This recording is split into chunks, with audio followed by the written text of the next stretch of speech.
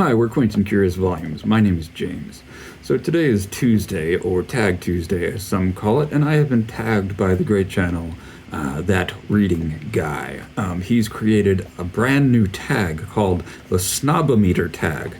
That's snob, S-N-O-B, and it is about book snobbery. And he tagged me in his first batch of taggees, of tag targets. I don't know, whatever. So this is an interesting tag, and I'd like to hear what all of my booktube friends, all my imaginary and real booktube friends, think about this. So here we go. Number one, what is your definition of book snobbery? So a snob is someone who feels superior to other people based on their income, social status, education. So I guess a book snob would be a person who feels superior to other people because of the kinds of books they read, and I suppose that could be the age of the books they read, the genre of books they read, the perceived seriousness or importance of books they read. Feel superior to other people based on that. I don't think that it's so far as just the fact that you read, you feel superior to other people, but that could be part of it too. So any way in which you, because of the fact of your reading, the quantity of your reading, the perceived quality of your reading, if you think that that makes you better than other people, then you are engaging in some kind of book snobbery. Now, that raises the question of, well, don't you read to improve yourself? Don't you read to improve your life and your mind and your way of thinking? And so if it's not making you better in some way, then why are you doing it, right? Well, you're doing it so that you can improve yourself in your own mind, right? You can have a better view of yourself, and so you can be better to other people around you. But if you're doing it so that you can, as they say, lord it over people and impress them with your knowledge and their lack of knowledge, then that is kind of book snobbery, right?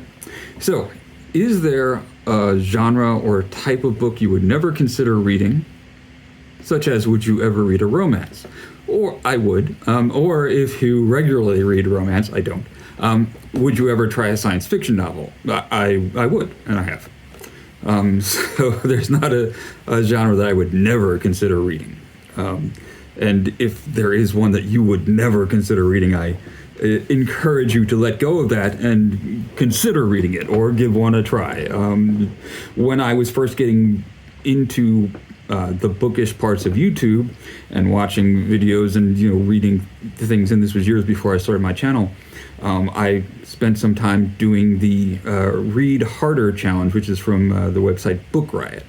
And I have a video on my channel called I Quit Doing Book Challenges about why I quit doing that. But one of the things that it purports to do is it encourages you to read outside your comfort zone, to read things you wouldn't normally. And I did find that I did that. I liked some things that I read, but I spent too much time reading things that I wasn't enjoying just so I could complete the challenge. And I wasn't jettisoning things. And eventually I found that I had enough ideas about what I wanted to read. I didn't need to drag myself through books that I wasn't enjoying just so I could tick the box for having read a particular category. And these, if you know the Read Harder challenge, some of them get very specific, like a fat positive romance by an undocumented author. That's not really an exaggeration of the kinds of things that they'll put on there. So, but anyway, number 3, does erotica count as literature? Yeah, sure. Number 4, is it better to read classic books than popular bestsellers? For me, yes. For you, maybe not. And because I am not a snob anymore, I don't consider myself superior or smarter or a better neighbor than you because of what I read. If you read exclusively popular bestsellers, yeah. So it depends on what you're getting out of it, right? So number 5, have you ever bragged about reading a classic in order to sound smart? I can't tell you about a specific example, but I'm sure that I must have in my several years. So here's where I get to slightly biographical, but I grew up in the 90s. I went to college in the 90s, and I went to grad school in the early 2000s. And there was a lot of like ideas about authenticity and purity, and it not exclusively in terms of books, but in terms of music also. There was, some kind of unwritten expectations and rules about authenticity and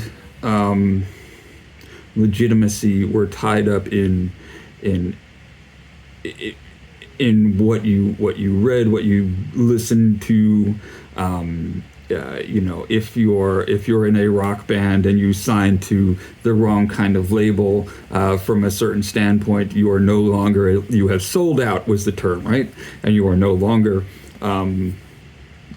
cool. You're no longer doing it the right way, right? So so this kind of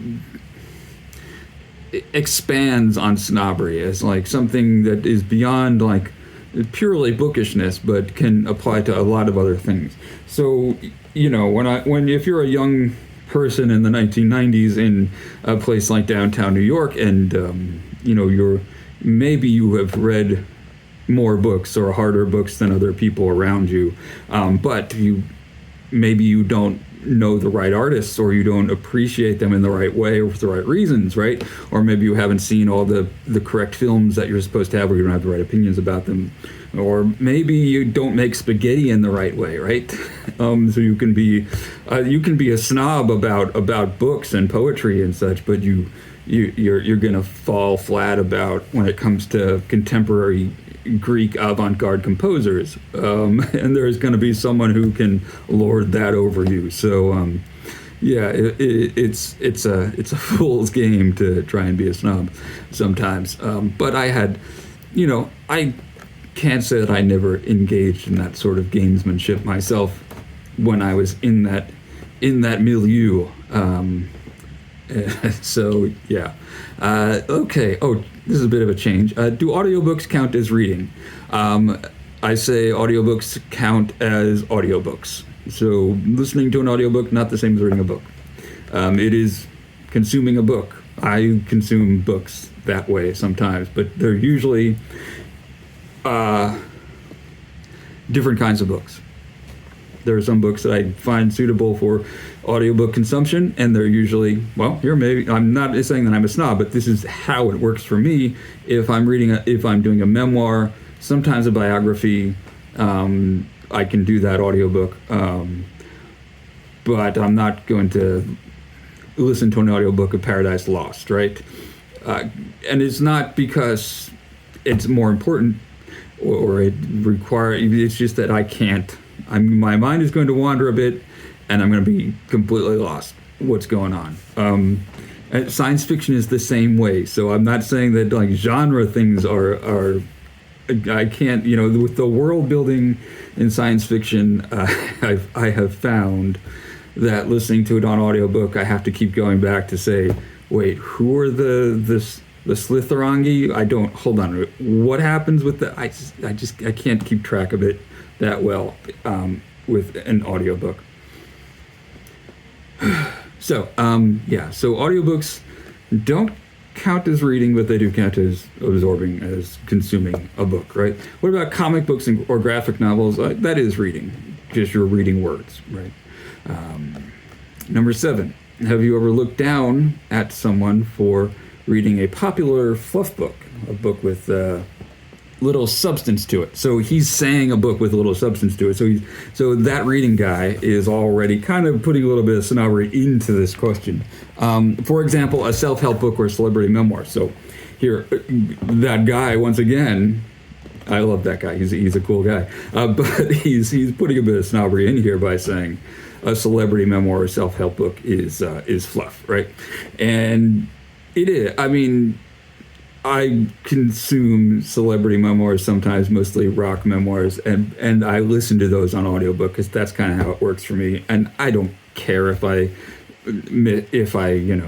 miss an anecdote about the VMAs in 1982. There weren't VMAs in 1982, but you get my point. Or a self-help book. So a self-help book is a little different because some of those are garbage, but some of them have good advice that can help a person with something that they need help with at a particular point in time. And a lot of them are going to repeat the same junk, the same anecdotes, the same points, but for the right person, those can be useful. So I don't look down on anyone for reading a self-help book if that's what they need, or a celebrity memoir. But the question is, have you ever? Yeah, probably at some point. Remember see back a couple of minutes when I was talking about being a pretentious little git. Number 8, have you ever been the recipient of someone else's snobbery? No doubt I have. And I don't remember specific instances, but like I said, maybe I was a snob to someone about the books that I'd read, and they were being a snob to me about not knowing Yanis Xenakis or something like that. So it's all part of the game, my friend, right? And I'm glad that I don't that I am not in that milieu, and that if I were, that I would not give a shit. So it's something that you should outgrow if you are able to. All right. So would you ever be friends with a snob? Maybe you already are. I'm not going to name any names. Yes, I would. Yes, I am. Next question. Number 10. Are people who don't read less sophisticated than people who do? Well, so to say sophisticated means that you have a certain knowledge, right? Sophism or wisdom, right? So you have a kind of, you have learned things, right? You understand certain things. And we read things to learn things and to understand things. So to be reading means that you're trying to become, in a certain way, sophisticated. Now, that means someone who knows something, not necessarily someone who is, pinky in the air. But so if you don't read, you're not getting new information, new knowledge in some other way. Then compared to someone who is, you are going to be less sophisticated. That does not mean that you're reading doesn't make you more moral. It doesn't make you a better cook. It doesn't make you better at having sex, or it doesn't make you a better neighbor, or it doesn't make you smell better, right? It's its own thing, right? So maybe you're more sophisticated, but you can still be a useless jerk. And don't be a useless jerk, or at least try not to be. Where am I? Okay, number 11, measure yourself based on your answers to the previous 10 questions. Would you qualify as a book snob? Plenty of people would say that I would. I hope that I am not. I strive not to be. I definitely have been in the past, and I don't think you should be. I don't think you should look down on it if you consider yourself superior because you read.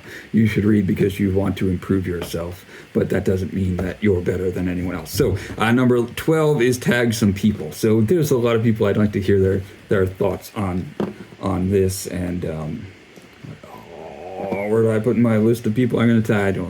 I've misplaced it. Okay, so I'm going to tag a new channel that you should check out, which I learned of from... There's Louise. Hey, Louise, you're tagged. Okay. She's not a snob. She's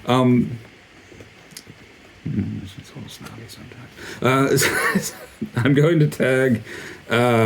yes, new channel I learned about from Joe Spivey, Joe Spivey should definitely do this one, which is The Reading Hour. You should check out that channel. I'd like to hear from Gentile Black Hole if he wants to do a tag. He doesn't do a lot of tags. I'd like to hear from Genre Books and Alan at Big Hard Books and Classics, and Book Chat with Pat and Greg from Another Bibliophile Reads. I'm really curious about what Fiction-esque would make of this. She doesn't do many tags at all, but based on her other videos, I'd be really curious to hear her thoughts on these questions. That